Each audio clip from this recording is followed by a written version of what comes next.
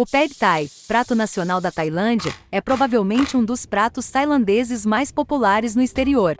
E consiste em um saboroso refogado, contendo macarrão de arroz, tofu, ovos, camarão seco, broto de feijão e uma proteína, sendo a mais popular frango ou camarão. Mas também pode ser feito com carne bovina e suína, e há opções vegetarianas também.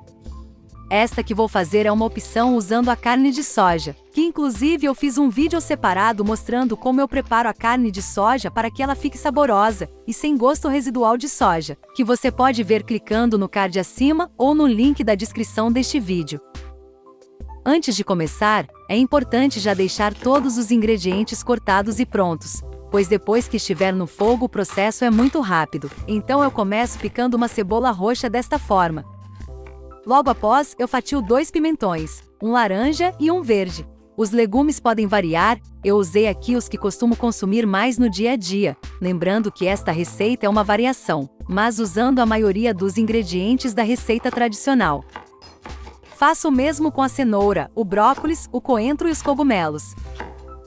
No preparo tradicional, o macarrão de arroz é frito com ovos, legumes e tofu, e é aromatizado com molho de tamarindo, de peixe e de ostra, além de suco de limão, vinagre, açúcar e camarão seco, e é salpicado com amendoim triturado. Os sabores, como na maioria dos pratos da culinária tailandesa, são uma combinação de doce, azedo e salgado, com um contraste bem equilibrado de texturas. E o prato é tradicionalmente servido com pimenta vermelha moída, vinagre, açúcar, fatias de limão fresco e o molho de peixe ao lado, para que cada consumidor possa se servir e enfeitar o seu prato de acordo com a sua preferência. Se você procurar na internet, há muitas opções com versões ocidentais básicas desta receita, porém muitas destas não têm o sabor de um autêntico Pad Thai que você come em um restaurante tailandês. Porém, há muitas variações até na Tailândia também, cada família tem uma receita e um jeito especial de preparo. E as receitas dos restaurantes também variam, mas a base é a mesma que mostro neste vídeo.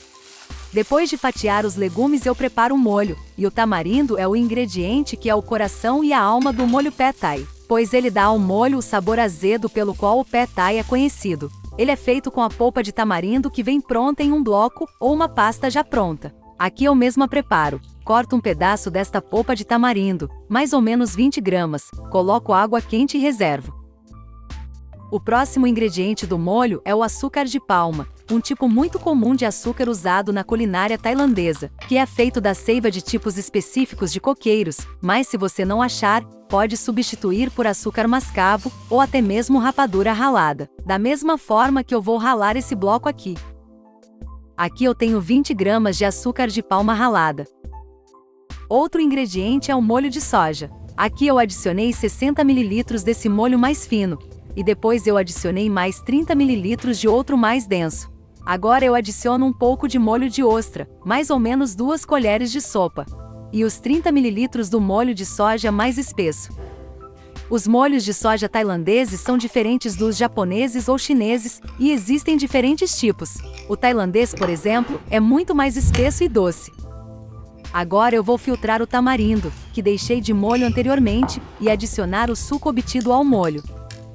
Em seguida eu adiciono o molho de peixe, nas versões vegetarianas pode substituí-lo, e só usar o molho de soja mesmo, e não adicionar ovo e camarão. O molho de peixe é um ingrediente popular, e muito usado na culinária do Sudeste Asiático. Ele dá um sabor rico, salgado, terroso e umami a muitos pratos. Agora eu adiciono metade de um limão espremido. Apesar do tamarindo já ser azedo, ele tem um toque adocicado, e o limão dará um sabor azedo agradável para equilibrar a doçura do molho de tamarindo. O molho está pronto, agora é só finalizar a receita. Começo adicionando a cebola à carne de soja. Deixo refogar por uns 2 minutinhos, e em seguida adiciono os cogumelos fatiados, o brócolis, os pimentões e a cenoura. Misturo bem para que tudo refogue por igual, em temperatura média. Se você quiser seguir fiel à receita tradicional, adicione tofu, camarões secos e broto de feijão nesta etapa. Agora eu vou preparar o macarrão de arroz, que é muito simples, ele só precisa ser hidratado por uns 5 minutinhos em água fervente. Eu usei aqui 150 gramas desse macarrão. Parece pouco, mas ele incha e rende bastante, então eu coloco ele numa vasilha, e logo em seguida coloco água quente, e aguardo uns 5 minutos, até ele ficar al dente. Cuidado para não passar do ponto, e deixar ele muito mole, senão ele fica despedaçando, e isso não é muito bom. Macarrão pronto. Agora eu vou adicioná-lo à carne de soja, junto com os vegetais, mas primeiro eu tiro um pouco da mistura da panela, pois a panela ficou muito cheia. Logo mais eu os coloco de volta à panela. Depois de adicionar o macarrão, eu adiciono o molho que preparei anteriormente e misturo bem, para que todos os ingredientes fiquem completamente envolvidos no molho. Nos restaurantes, geralmente é adicionado bastante óleo para fritar o macarrão com os legumes nesta parte. Depois eu adiciono de volta a parte que eu tinha separado e misturo bem. E assim o óleo quente evita que solte mais água, porém eu preferi não adicionar muito óleo. O ideal é que ele não fique aguado, ou com o resto do molho no fundo da panela, mas aqui ficou um pouco, então eu removo o excesso com uma concha. Nesta receita eu não adicionei ovos, mas se você quiser adicionar o ovo, separe os ingredientes pro lado da panela, coloque um pouco de óleo, e em seguida os ovos, e mexa-os como se estivesse fazendo ovos mexidos, e misture tudo depois. Para finalizar eu adicionei coentro picado. E está pronto! Este prato ficou maravilhoso, com um sabor incrível, e a carne de soja ficou tão saborosa que nem parece que é carne de soja.